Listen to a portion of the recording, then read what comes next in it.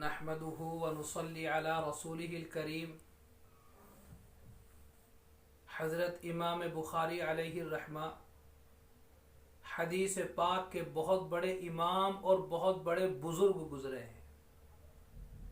حضرت کے بارے میں آتا ہے کہ جب آپ اس دنیا میں پیدا ہوئے تو نابینا پیدا ہوئے ہیں، آنکھوں میں روشنی نہیں ہے، دیکھنے کی صلاحیت نہیں ہے، ماں کے پیٹ سے قدرتی طور پر نابینا پیدا ہوئے ہیں،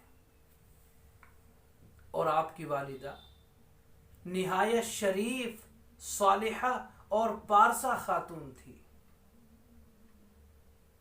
خوب نمازوں کا اہتمام کرنے والی، کثرت کے ساتھ اللہ کے کلام کی تلاوت کرنے والی اور اللہ سے رو رو کر دعائیں کرنے والی تھی۔ اپنے بچے کے لیے بینائی مانگا کرتی تھی، اپنے بچے کی آنکھوں میں روشنی مانگا کرتی تھی۔ روزانہ کا معمول یہی ہے کہ نماز پڑھتی اور لو لگا کر تڑپ تڑپ کر باری تعالیٰ سے اپنے بچے کے لیے بینائی مانگا کرتی تھی، روشنی مانگا کرتی تھی۔ ایک مرتبہ ایسا ہوا کہ دعا کر کے سو جاتی ہیں اور خواب میں حضرت ابراہیم علی نبینا علیہ الصلاۃ والسلام تشریف لے آتے ہیں اور ارشاد فرماتے ہیں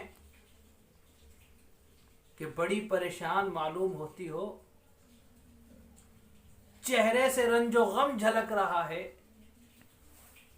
فکر کے آثار ظاہر ہو رہے ہیں، کیا وجہ ہے؟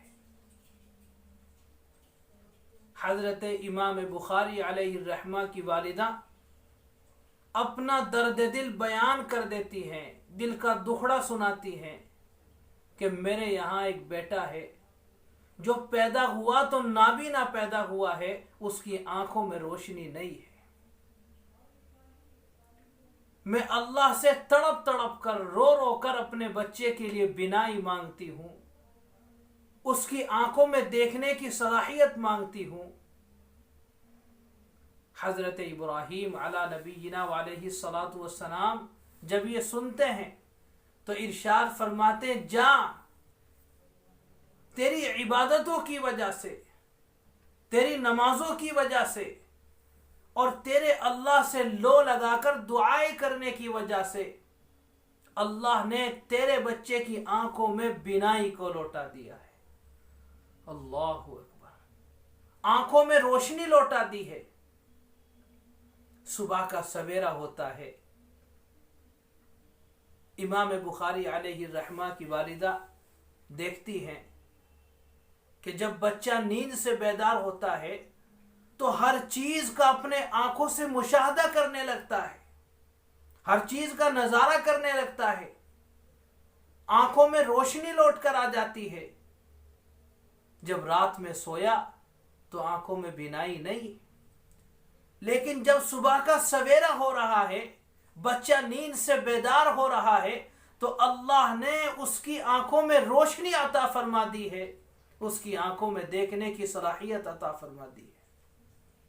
اور پھر میرے بھائیوں اور بزرگوں، امام بخاری علیہ الرحمہ سے اللہ نے ایسا کام لیا ہے، ایسا کام لیا کہ امام بخاری علیہ الرحمہ نے اپنے ہاتھ سے الصحیح البخاری لکھی ہے۔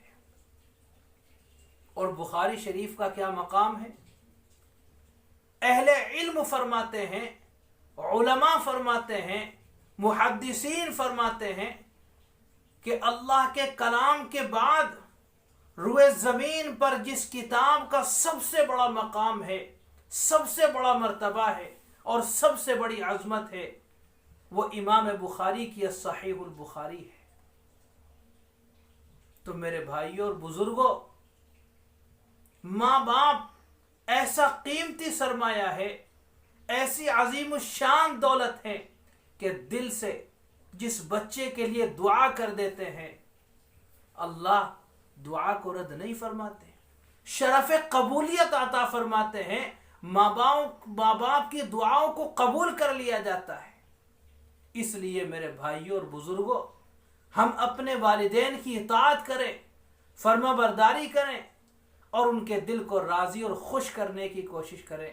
اللہ تعالی ہم سب کو اپنے والدین کی خدمت کرنے کی توفیق عطا فرمائیں۔ وآخر دعوانا الحمد للہ رب العالمین۔